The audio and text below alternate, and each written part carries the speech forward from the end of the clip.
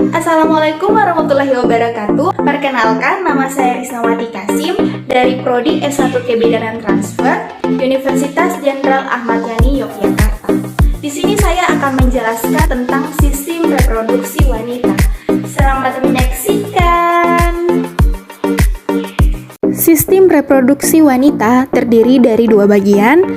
Yang pertama, genitalia eksterna. Yang kedua, genitalia interna. Genitalia eksterna terdiri dari yang pertama, mons pubis, bagian yang menonjol di atas simfisis dan ditutupi rambut pada wanita setelah puberitas. Daerah ini sebagai bantalan karena mengandung banyak jaringan lemak. Yang kedua, labia mayora. Organ ini merupakan dua lipatan membulat besar, terdapat pada sisi kiri dan kanan. Daerah ini mengandung banyak jaringan lemak dan sebasae, kelenjar keringat, dan kelenjar bau. Yang ketiga, labia minora. Labia minora merupakan dua lipatan tipis dari kulit yang berwarna merah muda, terletak di sebelah dalam labia mayor pada sisi kiri dan kanan. Organ ini halus, tidak tertutup oleh rambut, tetapi mengandung sejumlah glandula sudorifera dan glandula sebasae. Yang keempat, klitoris. Organ ini mengandung banyak urat-urat syaraf, sensoris, dan erektil.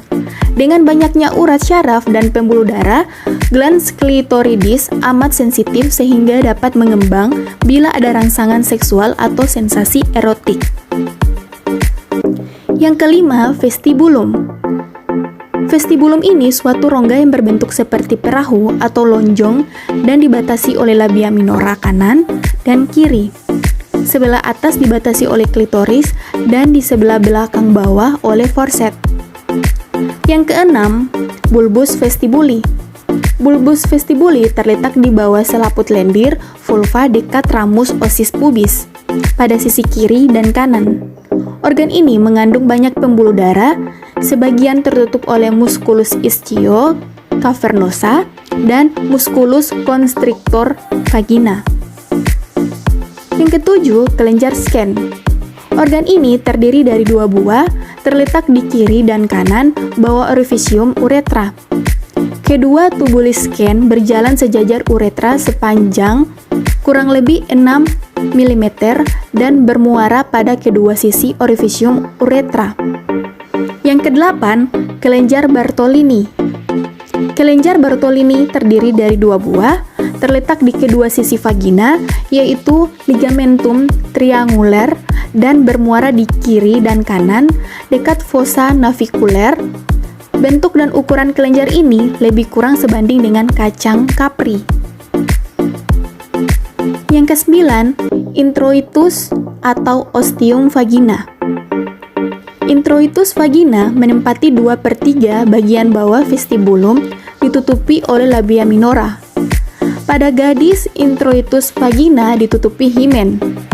Himen merupakan suatu membran tipis berlubang yang dapat dilalui oleh darah saat menstruasi. Yang ke-10, perineum. Perineum ini terletak di antara vestibulum dengan anus. Organ ini memiliki konsistensi dari kaku sampai elastis. Rata-rata panjang perineum adalah 4 cm.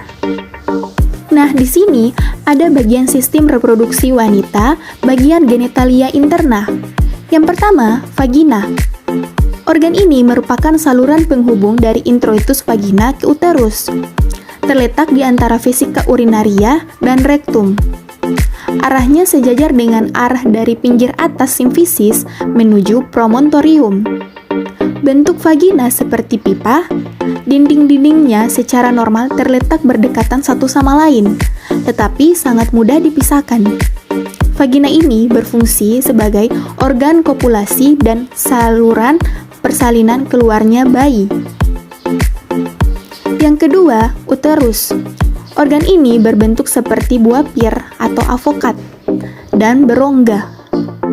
Letak fisiologisnya adalah antefleksi dan anteversi. Antefleksi merupakan letak fundus uteri terhadap serviks yang menghadap ke depan. Anteversi adalah letak fundus uteri terhadap vagina yang menghadap ke depan. Uterus disusun oleh serviks uteri dan corpus uteri. Fungsi uterus ini adalah sebagai tempat nidasi, memelihara hasil konsepsi selama masa kehamilan dan mengeluarkannya setelah cukup umur, berinvolusi setelah kelahiran bayi.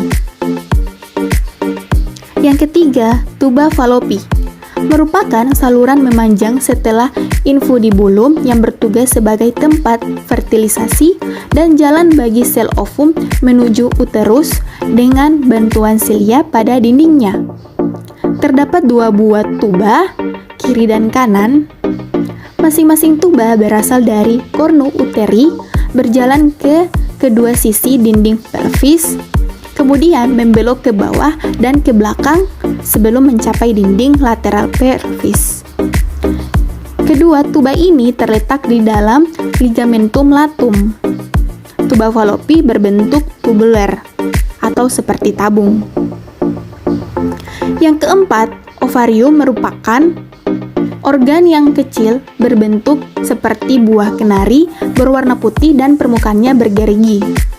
Ovarium terdiri dari bagian medula dan korteks.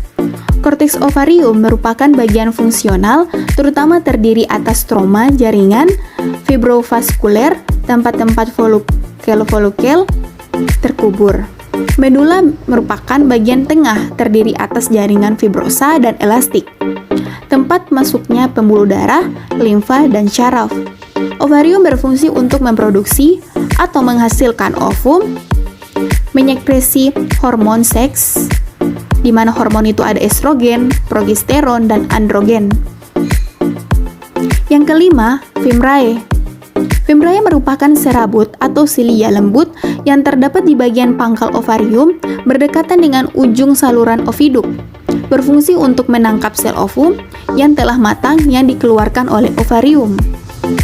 Yang keenam, infundibulum merupakan bagian ujung oviduk yang berbentuk corung atau membesar dan berdekatan dengan fimrae, berfungsi menampung sel ovum yang telah ditangkap oleh fimrae.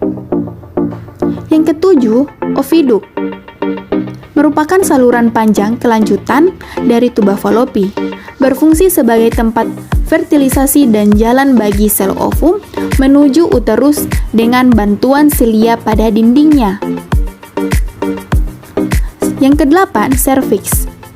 Serviks merupakan bagian dasar dan uterus yang bentuknya menyempit, sehingga disebut juga sebagai leher rahim, menghubungkan uterus dengan saluran vagina dan sebagai jalan keluarnya janin dari uterus menuju saluran vagina.